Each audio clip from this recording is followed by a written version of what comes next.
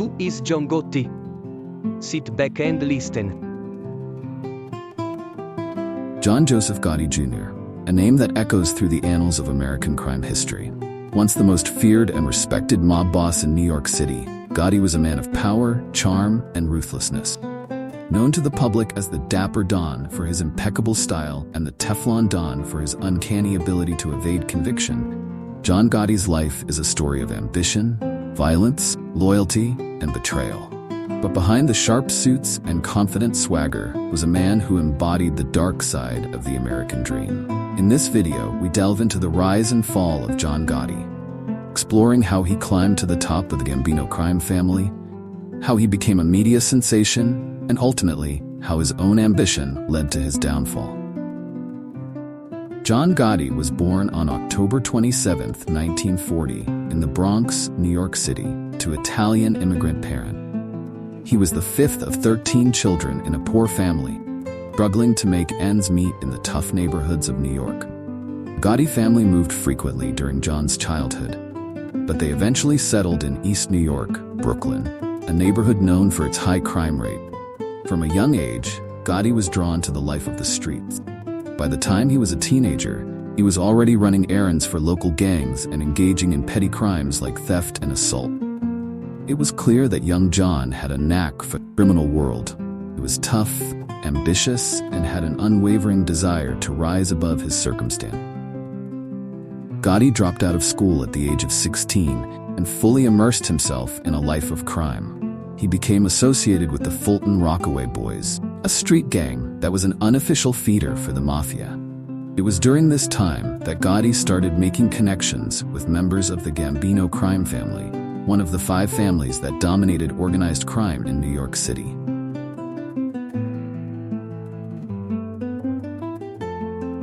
Gotti's involvement with the Gambino family grew deeper as he proved himself to be a valuable asset. In the 1960s, he was working under Carmine Fatico, capo in the Gambino family, running lucrative hijacking operations at John F. Kennedy International Airport. Gotti's reputation as a fearless and efficient enforcer quickly spread, earning him the attention of higher-ups in the mafia.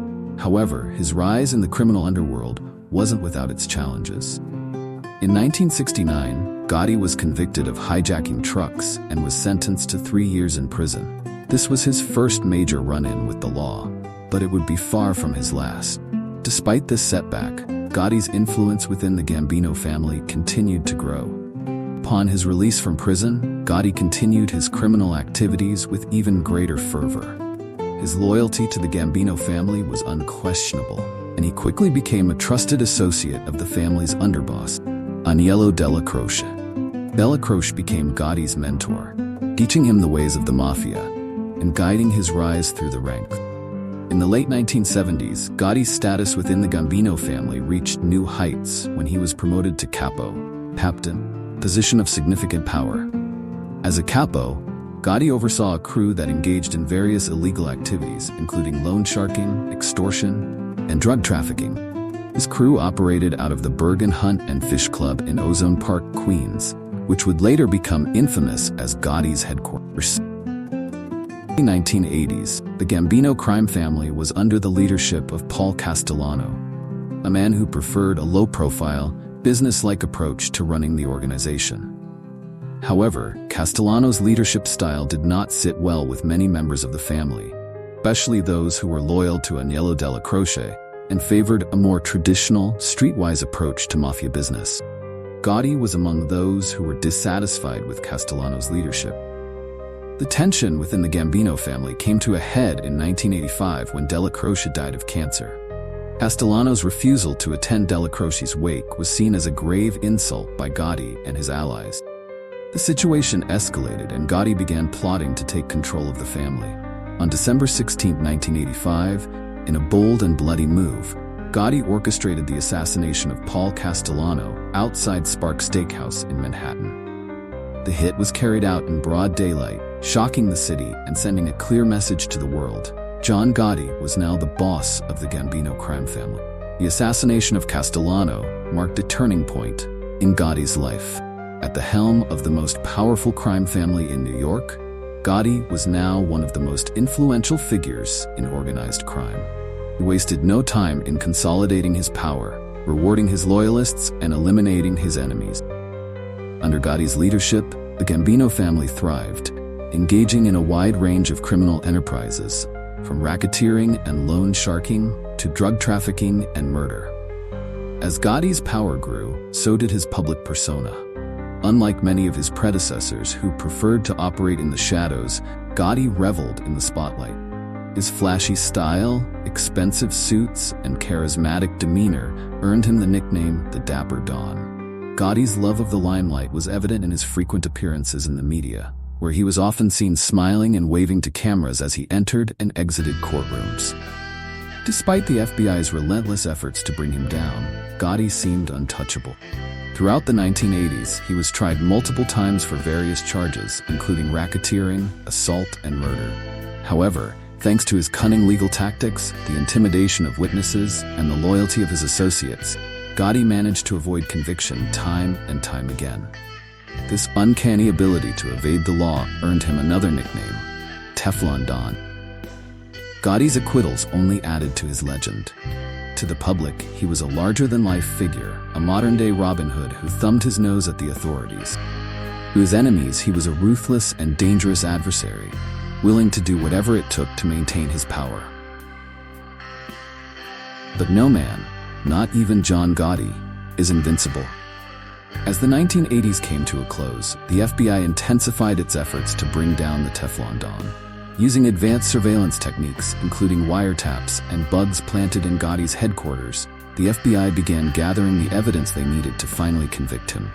Turning point came in 1991, when Gotti's underboss and longtime confidant, Salvatore "Sammy the Bull" Gravano, decided to cooperate with the government. Gravano, who had been Gotti's right-hand man, knew the inner workings of the Gambino family better than anyone. Facing life in prison, Gravano agreed to testify against Gotti in exchange for a reduced sentence. Gravano's testimony was devastating. He provided detailed accounts of Gotti's involvement in multiple murders and other criminal activities, painting a picture of a man who ruled with an iron fist. In addition to Gravano's testimony, the FBI's wiretaps captured Gotti discussing various crimes, leaving little doubt about his guilt. In 1992, after a high-profile trial, Gotti was convicted on all charges, including 5 counts of murder, racketeering, and conspiracy to commit murder. The Teflon Don had finally been brought down. He was sentenced to life in prison without the possibility of parole, marking the end of an era for the Gambino crime family. He spent the final years of his life in the United States Penitentiary in Marion, Illinois, a maximum security prison. Even behind bars, Gotti's influence remained strong, though his health began to deteriorate. In 1998, he was diagnosed with throat cancer, and despite undergoing surgery, the disease spread. On June 10, 2002, John Gotti died of cancer at the age of 61. His death marked the end of a chapter in American mafia history. Gotti was buried in St. John Cemetery in Queens, New York, the same cemetery where many other mob figures, including his mentor, Agnello Della Croce, were laid to rest. But Gotti's legacy lives on. His life and career have been the subject of numerous books, movies, and documentaries. To some, he is remembered as a cold-blooded killer who brought fear and violence to the streets of New York. Others, he is seen as a charismatic leader who defied the odds and achieved the American dream, albeit through illegal means. Gotti's story is a testament to the allure and dangers of power. It's a story of how one man rose from humble beginnings to become the most powerful and feared mob boss in America, only to be brought down by his own hubris and the betrayal of those closest to him. It's a story that continues to captivate the public imagination, a reminder of the dark underbelly of American society and the consequences of living a life of crime.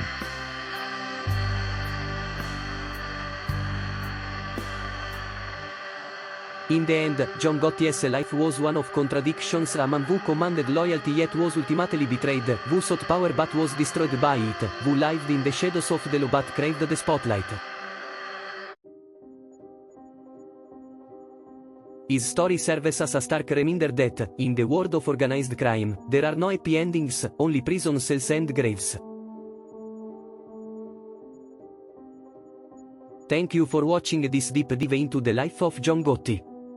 If you found this video informative, please like, share, and subscribe to our channel for more content on the fascinating and often brutal history of organized crime.